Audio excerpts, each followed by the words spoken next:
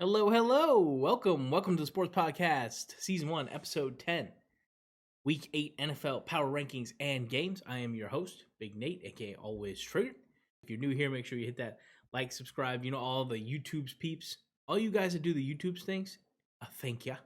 Thank you very much. Doing the like, subscribe things, always appreciated. The comments, you guys' support means the world to me, so thank you so much. I had a very great birthday. Got to watch football all day on my birthday. Did a bunch of other things over the weekends. You guys are awesome. All right, so you know what we do? We do this thing every week. Like I said, it's like clockwork. So we give you my power rankings. I'm going to go through teams 32 to 1 in my unique 3-segment style, where I go through the basement, the fringe, and the top 10. We'll go ahead and get you the Week 8 game slate so you know exactly what games are going to be played here in Week 8 this weekend. And then we're going to give you the top 5 games of the week so you know what games are on my radar. All right, guys, so let's jump right into that basement. And there's my traditional view. Remember, guys, I'm giving you my article view as well. So I've got the Lions, Texans, Jets, Panthers, Eagles, Dolphins, Giants, football team, Seahawks, Broncos, Jaguars, and Falcons there in the basement. That's 32 to 21. I'll go ahead and give you my article view. Remember, my article, where you can read every team's blurb, is in the description below. So if you'd like to read this either on the screen here by pausing it or reading it while you're listening or going over to my article, either way. Right off the bat, I'd say the Panthers stand out because they dropped 7 spots. Sam Darnold got benched. He went 16 for 25, 111 yards, throwing an interception in that game. And it was against the Giants, which that was rough. So you look at the Panthers' wins this year, they're versus the Jets, the Saints, and the Texans. And then you got 4 straight losses to the Cowboys, Eagles, Vikings, and Giants. That's not the best way to start a year in the slightest. A lot of easy games there for the Panthers in the beginning of their season, yet they still are very, very poor when you look at their win-loss record. They definitely have questions at quarterback. I was a big Sam Darnold supporter coming into this year. It is very unfortunate to see him not being successful away from New York. The Broncos, they started out 3-0. They looked really great, but they have definitely fallen apart. They do get a break. They play Washington coming up here in Week 8, and that is a home game. It is in Denver. What other teams stand out? The Giants had a big win, of course, against the Panthers, so they moved up 5 spots. And they did that without their guys. They didn't have Tony. They didn't have Saquon Barkley. They didn't have Kenny Galladay. So, I have to give the Giants a lot of respect in the sense that they played a tremendous game. They won that game huge. It was 25-3. What a butt kicking and what a way to play. For a team that has been struggling this year, I'm sure that felt good for the Giants. The Falcons moving up 6 spots. I do want to preface this. I had to put them up there because right now, if in a snapshot, they look better than all the other teams below them. But let's not kid ourselves. Their wins are against the Giants, the Jets, and the Dolphins. And they lost to the Eagles and the football team. The Seahawks, they just missed Russell Wilson. And when he gets back, hopefully he can propel them back up into the fringe and help them out. But until then, Alex Collins and Geno Smith, they're just simply not cutting it for the Seattle Seahawks. And they lost a game in which their defense, which typically is not very good, only gave up 13 points. So that sums up my teams there in the basement. Let's go ahead and move over to the fringe. All right, so there's my traditional view again, guys. For those of you who still like that old school look. At Team 20, I have the Chicago Bears. 19, the San Francisco 49ers. 18, Pittsburgh Steelers. I've got the Indianapolis Colts at 17. The New England Patriots at 16. The Saints at Team 15. The Minnesota Vikings, 14. The Kansas City Chiefs falling from 10 down to 13. The Las Vegas Raiders at 12. And the Cleveland Browns at 11. So let's go ahead and move right over to my article view. And let's take a look and see what we have here. Really in the fringe, not a whole lot of movement, as you can see. The biggest numbers here are 3. And the team right in the middle, the Saints, didn't move at all. And I'll talk about it too. Talks about the Kansas City Chiefs.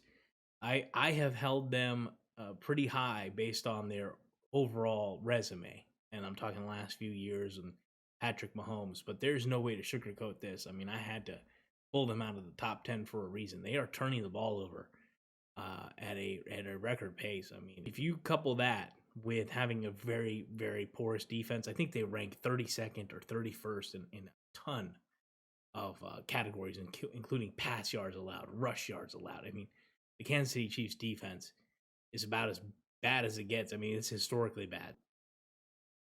With that being said, the fact that they're 13, in my opinion, uh, is a testament to how good they are still, because any other team that was exhibiting the habits that the Kansas City Chiefs are, they'd probably be ranked in the basement. The New England Patriots impressed me. The Colts did as well. They're both surging right now. Those are two very up and coming teams that are putting themselves together. The Colts establishing their run game, kind of coming up with an identity. New England, they're establishing that a rookie quarterback. Mac Jones is coming along every week. I mean, he kind of let it a little bit loose here on this last game, throwing for 300 yards and 2 touchdowns. Still not fully letting him go, throwing super deep passes, but at the same time, they're keeping him at a good pace. I really like what New England's doing with Mac Jones. I think the Browns played extremely well without Baker Mayfield this week. Therefore, they moved up a spot from 12 to 11. I wanted to talk about the Raiders here this week. When Derek Carr is protected, he's just downright prolific. That stat sheet from his last game, 31 for 34, 323, 2 touchdowns. I mean, 0 sacks. That helps. And the Eagles' defensive line, which I actually thought would pressure Derek Carr, had absolutely no pressure against him this last week. Really impressive win by the Raiders. Really coming together there after their coach obviously resigning. I'm impressed with them. They do have a share of the lead in the AFC with another team, which we're going to talk about here in just a minute. And I guess that's the best way to go ahead and segue right into my top 10. So who are my top 10 NFL teams heading into week 8? At number 10, the Green Bay Packers. So, yeah, they had a big win against the Washington football team. I'm not going to knock them for it. However, they do fall a spot at 10 now this week, simply because the teams in front of them are just better teams. And I think the Green Bay Packers still, beating a team like the Washington football team, not overly impressive. It's going to be very interesting to see how they play this week. They're on a short week. They got Arizona, and Devontae Adams most likely is going to miss that game due to COVID. Number 9, the Los Angeles Chargers. So they fell a spot coming off the bye week. They will be welcoming the Patriots to SoFi this coming Sunday. And Herbert versus Belichick is going to be a really, really fun matchup.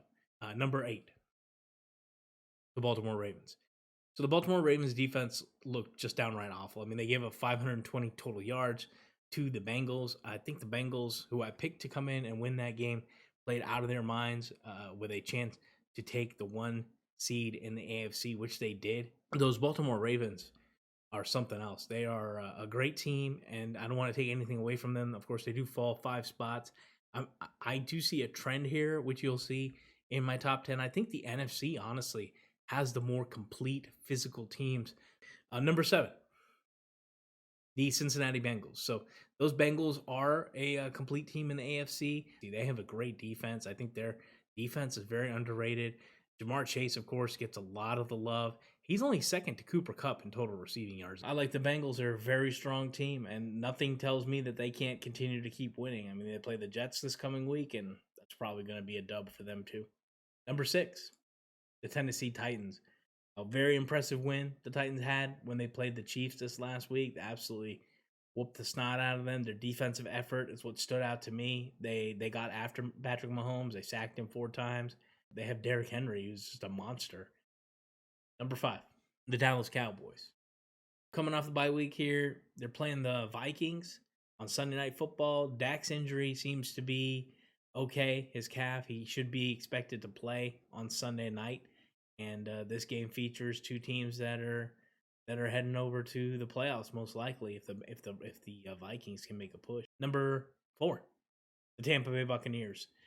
I expected the Buccaneers to play well. They did beat the snot out of the Bears, which was really impressive. If you want to look at it from their Buccaneers defensive standpoint, the game plan was very well orchestrated to shut down any attempt to run by the Bears. That Tampa Bay Buccaneers defense is very stout against the run.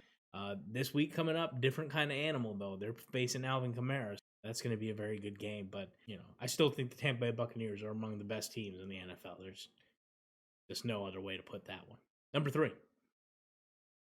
the LA Rams. Like I said, if you're one of the best teams in the NFL and a team can beat you, and a team can do what the Rams do. Now, I know the Detroit Lions played a really, really good game against the Rams, but that was kind of like their Super Bowl. And Jalen Ramsey, I didn't know he shared the same birthday as me, but apparently he enjoys his birthday as much as I do. I mean, if you look at that stat line, he had 6 tackles, 4 solo tackles, 1 tackle for loss, 1 pass defense, 1 quarterback hit, and an interception.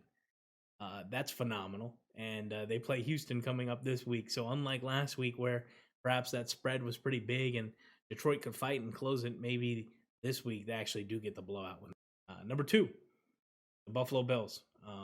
They're on their bye week as well. They host Miami on Halloween Day. I think that's going to be a good treat there for the Bills fans. And I think the Dolphins, 13.5-point underdogs, don't look anywhere near as complete or healthy as the Buffalo Bills do. So, for 2 of them boys, it's going to be a hard one. And for Buffalo, as long as I think they play their maybe B- game or better, they're probably going to be just fine. I look for the Bills to win that game pretty handily. Number 1, the Arizona Cardinals. They beat the Texans down 31-5, and Kyler Murray threw for 3 touchdowns. I mean, this team is nothing short of spectacular. They didn't play their best game. They did have some penalties. They did have a safety. And I think if they're going to be playing a team like Green Bay here on a short week, they can't be doing those same kinds of things. Now, the fact that Devontae Adams for the Packers is going to be missing is a huge advantage. Be a good game to see if the Arizona Cardinals can push to 8-0. We'll get to find out here soon enough. Speaking of those games, let's go ahead and get you the full game slate so you can see what teams are playing at what times. And let's kick it right off on Thursday. That Thursday night game, Green Bay Packers at Arizona Cardinals. On Sunday, the 1 p.m. slate, we've got the Carolina Panthers at Atlanta Falcons, Miami Dolphins at Buffalo Bills, San Francisco 49ers at Chicago Bears. I hope that's a rookie matchup. I'd love to see Trey Lance versus Justin Fields. Pittsburgh at Cleveland, Philadelphia at Detroit, Tennessee at Indianapolis, Cincinnati at the New York Jets, and the LA Rams at the Houston Texans. The 4:05 p.m. games include the New England Patriots at the LA Chargers, the Jacksonville Jaguars at Seattle Seahawks. You got the 4:25 games, the Washington Football Team at Denver, and then you got Tampa Bay at New Orleans. And then 8:20, you have the Dallas Cowboys at Minnesota. That's that Sunday night game.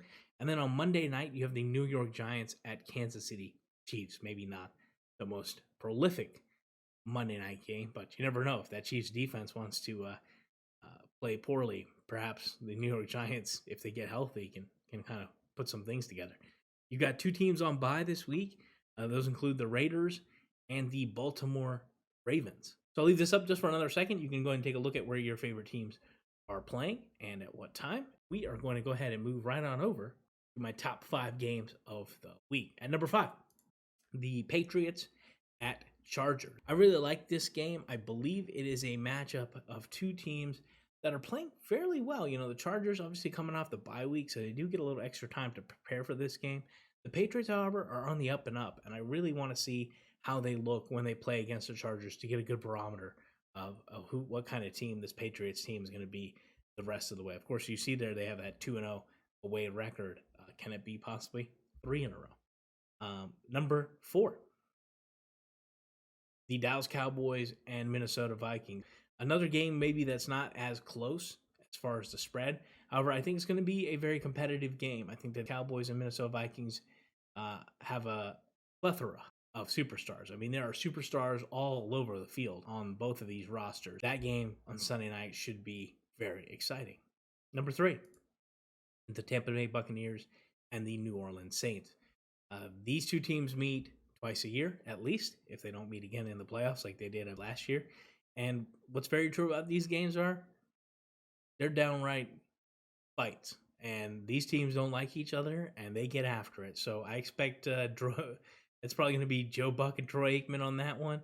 And it should be a heck of a game to watch. Number 2, the Green Bay Packers at Arizona Cardinals. That's that Thursday night game, again without Devontae Adams. And then you have the Cardinals, who are 7-0, looking to go 8-0. So very huge game for NFC supremacy there. So my number one game for Week 8, the Pittsburgh Steelers, Cleveland Browns. I mean, we throw everything out the window. We throw that old man quarterback, Ben Roethlisberger, out the window. We can throw injuries out the window. Baker, it doesn't matter. Odell, it doesn't matter. This game is going to be an absolute slugfest. It's in Cleveland. They do have a little bit of extra time to get ready for this game. And the Steelers, they also have a bye week. So I expect both these teams to come at each other with everything they got. All right, and those are my games there for the week. Guys, as always, I want to thank you guys. Thank you so much for watching and hanging with me. You guys are honestly the best. All my family and friends especially. I had a great birthday, like I said. Do that stuff below. Like, subscribe, comment. I'll catch you on the next one. Peace.